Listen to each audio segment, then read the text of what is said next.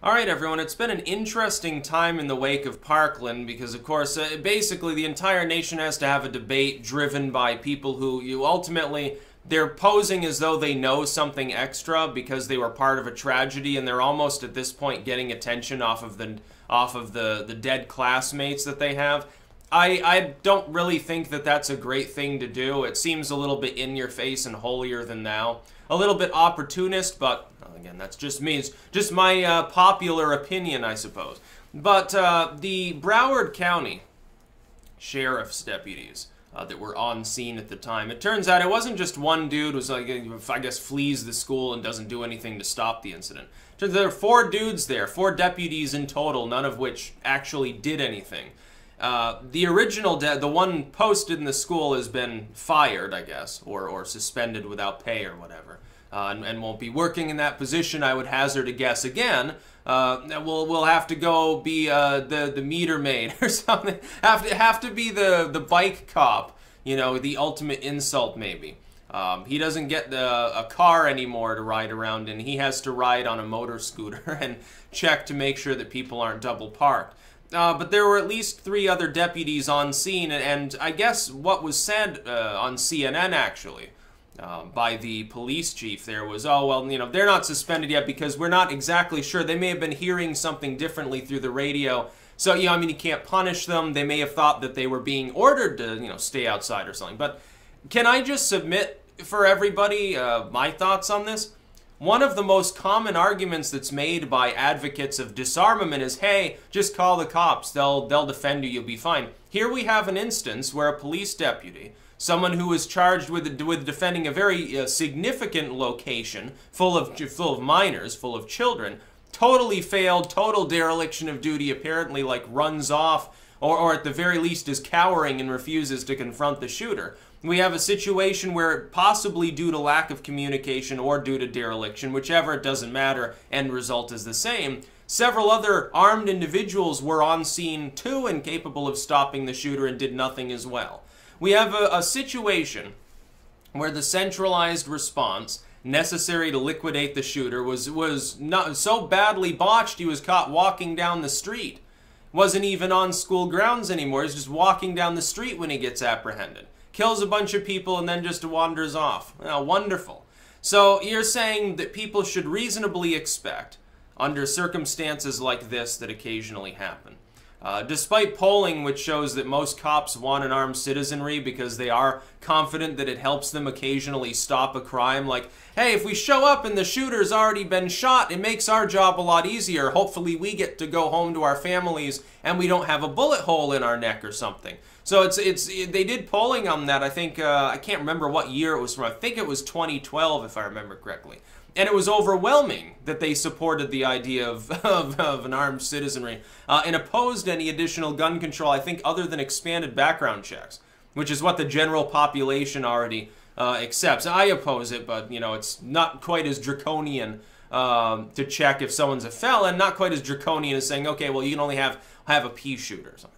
But you're saying, people who are anti-gun, that the rest of us, you know, some of us knowing how to use a firearm in self-defense if necessary, should scrap those. It's like, well, that's bad mojo. Now, these other dudes with guns, though, that's okay, and we can totally rely upon them. The national response time when you call the police is about 20 minutes. That is more than enough time for a person to break down your door and stab you in the neck or shoot you. They're a criminal, so they might have a gun. If you don't, then pity for you, you're probably not going to survive the encounter. At the very least, if they're just holding you at gunpoint hoping they don't have to squeeze the trigger, well, they've definitely gotten away with their crime. You know, you can give the description to police, it's not going to help you recoup your losses in all cases. Well, yeah, they stole my silver play button. It wasn't insured, so, you know, I'm up shit creek without a paddle. Good luck finding it now. They probably melted it down thinking it was real silver. That would be a funny one. Shit, though, no, we just lost thousands of dollars. I thought it was real and stuff.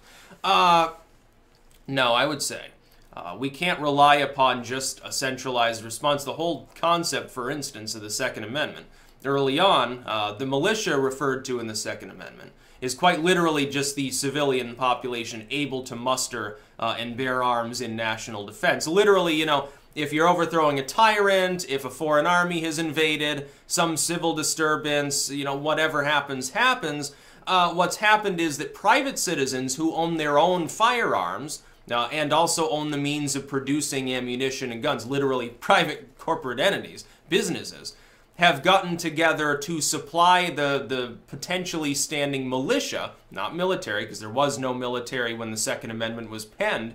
People need to realize this. It was an all-volunteer, call them up, they are farmers and laborers style military, with some Hessian generals and stuff like that leading groups of partisans, essentially.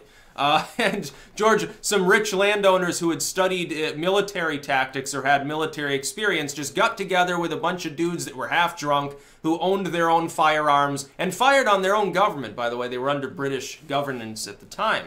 Until they were successful, they were still British citizens, subjects, not really citizens per se. They also had a fondness towards pouring boiling tea down the throats of tax collectors. I'm sure that probably wasn't too pleasant. I think a lot of people probably died. They would also tar and feather them, you know, slap hot tar on them, then put feathers all over them, like goose down, I guess.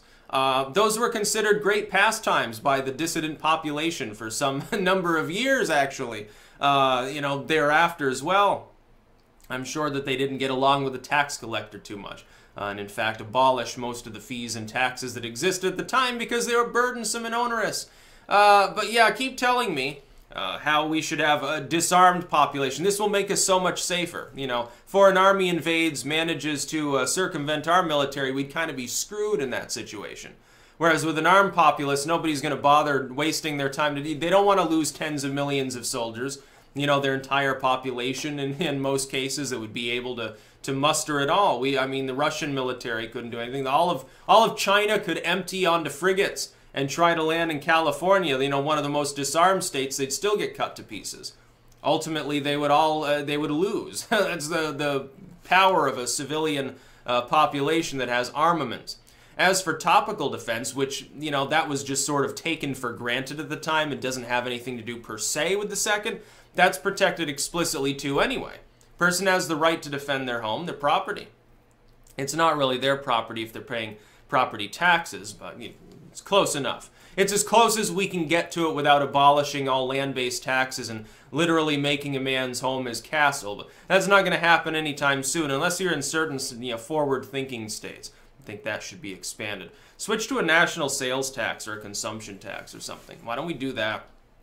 People should be able to own the means of production explicitly, and they should also be able to save money, not be taxed over and over on the same holdings. It's just kind of it's a weird, arcane, dumb way of doing business. It kind of dates to the socialist era of FDR for the most part. It's kind of dumb. Now, the Broward County deputies failed entirely, but keep telling me how people... It probably would have been better. And I'm not really a proponent of this. I actually don't think it'd be a great idea. But in and of itself, it would have been more effective if a couple of teachers had been armed in this situation. They would have probably responded more able, because the cop just flees. So nobody in the entire building could really fight back. You know, you could take like a pencil, I guess, if you sneak up behind him while he's shooting and stab him in the neck. You probably sacrifice yourself. Maybe you save your classmates. Difficult to do that. All they could do is really try to hide, shelter. Like, oh, we're going to lock ourselves in this closet and hope that he can't blast his way through, basically. Manages to shoot us anyway. It's a scary situation when there's nobody to defend you now, isn't it? You're assuming that the school resource officer, he's going to come out with his gun and you know, do a barrel roll and then pop him in the head or something. It'd be like James Bond movie. In real life, it doesn't happen that way. You don't even know that that resource officer probably has never been in a scenario of violence of that magnitude, certainly, is going to actually do their job. I think I would rather rely on myself to be able to respond in any situation where I'm capable. Like if I'm in my home, you know, I'm walking around in the woods, if I'm attacked by a bear, I'm not exactly going to call the cops and say, hey, a bear's attacking me. I'm up in this tree off of the path. Oh, where? Up a tree. There's a bear attacking me. Here, come shoot it or something. Yeah, that's not going to happen, dude. No, I think I'll at least be carrying a knife.